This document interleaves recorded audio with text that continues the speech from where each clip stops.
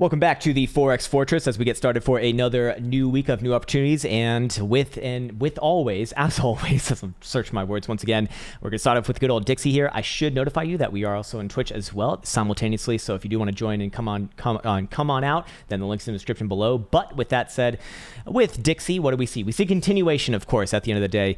The big bad break happened about 3-4 weeks ago. I think it was like 4 weeks ago now. Yeah, 1, 2, 3, 4. On that move below $92, and now it's going to set in the buys for looking for much lower prices down below $90 even, actually, which is currently actually where we're getting towards very close right now. Death cross on the weekly, so still having a bearish bias on it. And that's going to pretty much produce a bullish bias on the whole for most major assets that trade versus US dollar in general. Of course, there's going to be a few outliers here and there, but only the weakest of the weak are going to be going down versus it right now. Of course, there's going to be other situations as well, but this is further continuation as it stands, and a little bit of bear flag in further down. So short term, I would be looking for a move back down to about $90 base, or sorry, 90 and a quarter, which we're getting very close to right now, about 20 cents away. And then I'd probably be looking for a very short pullback there with further continuation down to our next major level around about 89.5. At that point, could we start to see some major bottoming action? Potentially, yes. But first, one thing before the next one, I'd actually want to see price action in the midst there before making an actual judgment on it. But for right now, yes, short-term down, a little bit of a bounce somewhere around this region, and then further continuation probably for the next, I don't know, maybe month, 2 months, 3 months, whatever it ends up being. More importantly, if we go down to the lower-term timeframes, I want to see if there's anything of particular note. Nope, it's just continuation on pretty much all timeframes right now. So that is going to have a bullish bias on most major pairs. So let's start off with good old Aussie dollar over here and see what we got going on, as Aussie dollar doing the opposite of that, heading nice and up and at it, and almost towards our long-term target, actually right around the 377 exponential average. In fact, a little bit above it right now.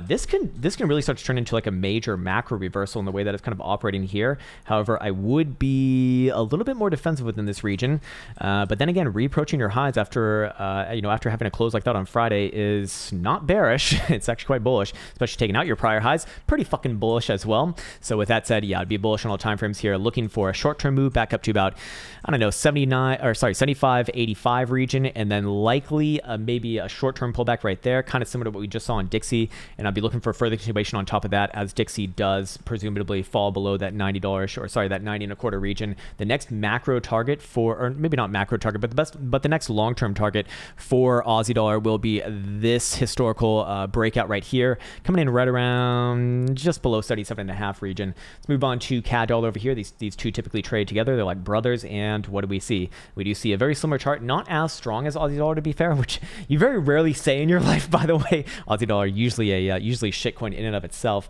But looking at CAD dollar right here, I would be bullish in this one as well. It's likely going to follow through with the rest of the market, and long-term target will still be just above 79 cents, about 79.20ish region to be exact. Looking at it on a daily, bullish here as well. Long-term and medium-term bullish. What about short-term? Bullish here as well, looking like it's just flagging out and getting ready for continuation. Short-term, I'd have a target of 70-ish region, and maybe a short-term pullback from there, but ultimately this one does go higher, very likely. So moving on to Swiss franc dollar, same shit basically. 4 hour looks like it's about ready to go once again. Daily looking like it's already going, and weekly, nope, that's 3-day. Weekly did get the big bad breakout actually last week, closing above, actually no, 2 weeks ago, closing above this pivot right here at 111.92.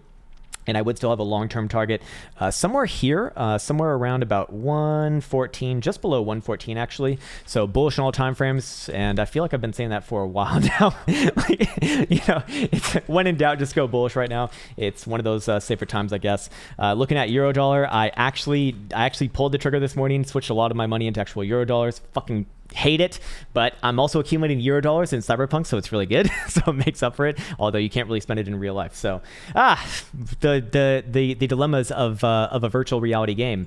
Anyways, looking at daily, weekly, all bullish, all continuation, and unfortunately for myself, as an American living in Europe, still looking at about 123.5 to 124.5 over time. Short-term bullish as well, as we said. Maybe a short-term pullback we're at like literally right now, but ultimately, I think that that's very inconsequential. This one's bullish on all time frames here too. Jesus Christ, man. Maybe on like an hourly, we could, no, even on an hourly continuation here as well. Nice little reaccumulation after that big Brad breakout. I'd be looking for further continuation to the upside. Moving on to pound yen. What do we see right here? This one actually is on the other side. Very nasty with the way that it did close coming in from last week Friday. And would I still be bearish on this one long term? Yes, indeed I would, as long as it's especially below our last prior high of 141. I am macro bearish, actually, looking for price action to work its way back down towards 132 and probably even 128 over time. But short term, do we see anything of note? Short term, a little bit of sideways, I'd imagine. Sideways within this range, maybe even all the way back up to 139 and 80-ish or so cents. But ultimately, I do think that this one does come further down. Looking at the daily as well, it's kind of same thing. Probably grinds a little bit sideways here and tries a little bit of upside, but overall, I'll be looking for this one to come back down long term still. Looking at pound dollar, up we go. Jesus Christ, man. This one just doesn't want to stop now, does it? I believe we did hit our downside target last week down to the 200 exponential average at 131.5. A buyback like this is not bearish. To put it bluntly, a buyback like this is not bearish at all. In fact, looking at a 4 hour, probably looking for a little bit of short-term upside, maybe back up to 134.80-ish, 135 maybe even. Yeah, you know, anywhere back around here looks good.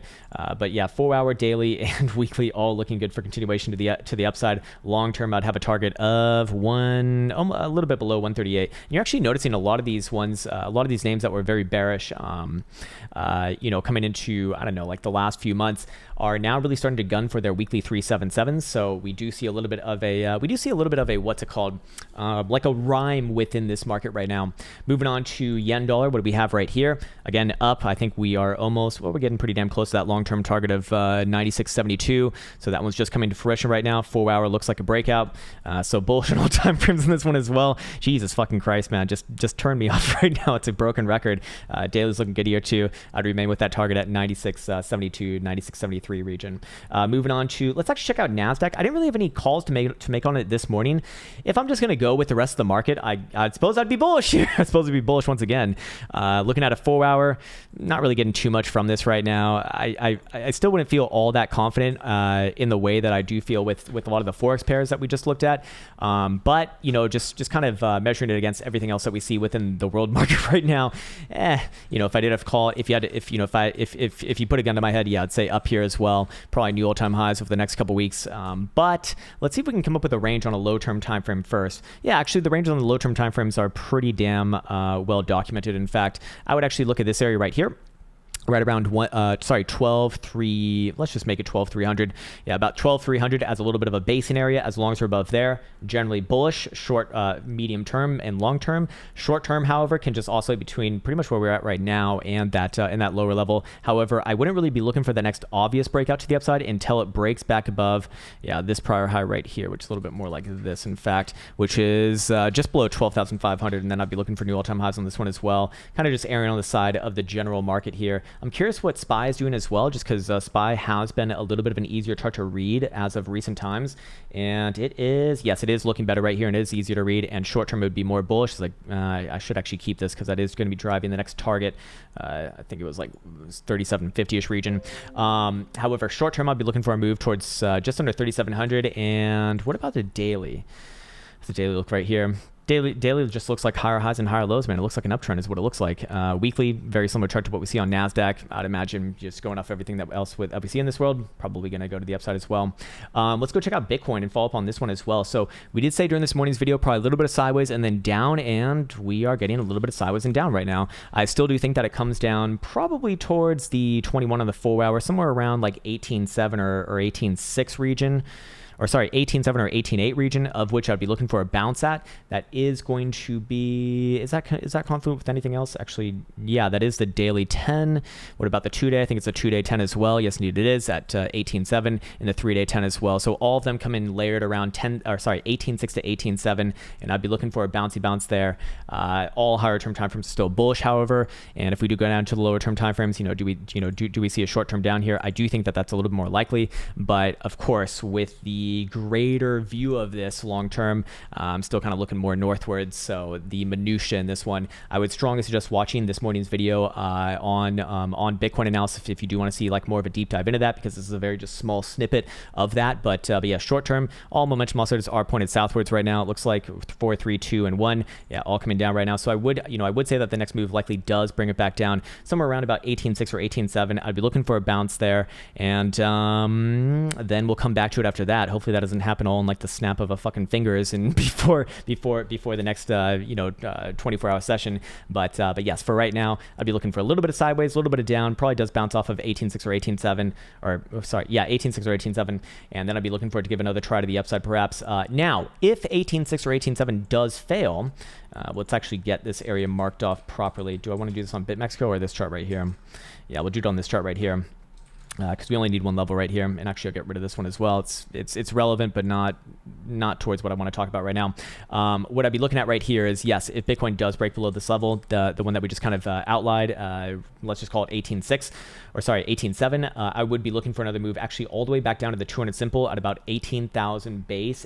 Anywhere around there, 18.1 is where I'd be looking towards. Currently hanging around just below 18.1, so fair enough. But this would be the pivot right here. As long as we're above, I guess I'm generally bullish on medium and higher term timeframes, kind of short term sideways and down, I suppose. But if this area breaks right here, I would turn to medium term bearish and look for a move back down another 500, 600 bucks. So, there is probably a lot of opportunity coming into this market this week, actually, especially with all of our lower term time frame HVPs going into contraction phase and looking like they do want to have resolution probably relatively soon. I mean, looking at the 4 hour, 3 hour, 2 hour, and 1 hour, you can see that they're all going, or actually except for the 1 hour, but the 2, 3, and 4 are all going through a little bit of contraction phase. So I would be looking for that to likely come to a culmination maybe later today or early tomorrow, so when that's going to become a little bit more likely to break. But for right now, right now a little bit more sideways, a little bit more down, and then I imagine maybe later this week we see some fun action. So with that said, I want to wish you the best of best once again. Well, should I wish you the best of best, or should I talk about the upside first? I always feel like I have to like do the whole fucking rigmarole here. Again, if you want the full analysis, just look at this morning's video. But I'll briefly go up the upside targets if for whatever reason it does flip back around here and prove me wrong, and then Crown should be fucking hanged and kill him and burn him alive on fire, just like you do in Cyberpunk. Well, if we do see a 4-hour delta closure above 19,550, I would denote that as a break to the upside, a confirmed break to the upside, or a daily closure above our current high structure at basically the same level, about $100 lower than that at 19,450. If one of those two things happens, obviously the higher term time frame is going to be a little bit better, but I would start to target moves towards the 1.414, and then I believe we had a measure move towards a 2-spot extension right here at about 22,500. But again, that is in this morning's video.